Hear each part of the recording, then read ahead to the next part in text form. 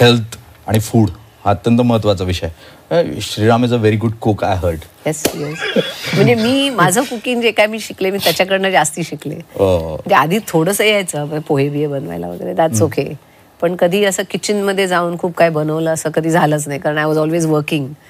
तर मॅरेज नंतर मी भरपूर काय काय शिकले त्याच्याकडनं खूप. एखादी अशी डिश जी श्रीराम नेने डिश म्हणून सांगता येईल अशी एखादी स्पेशलाइज आहे ना, पण पेपर्स रेड आणि बेल पेपर्स असतात त्याचं ते कुक करून म्हणजे ते बार्बिक्यू करून त्यांना मग त्याचं सॅलड बनवायचं which is amazing. Makes a beautiful. थोडंसं हे बघायचं की जेवण आपल्या आईने दिलं लहानपासून आणि त्याच्यात खूप लव्ह मिळतं.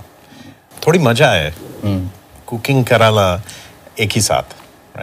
आणि थोडे एक्सपेरिमेंटेशन आहे, थोडं ऑर्गॅनिक केमिस्ट्री दुसऱ्या लेवलला घ्यायचं, एकत्र तयार करण्यामध्ये त्यातली मजा खूप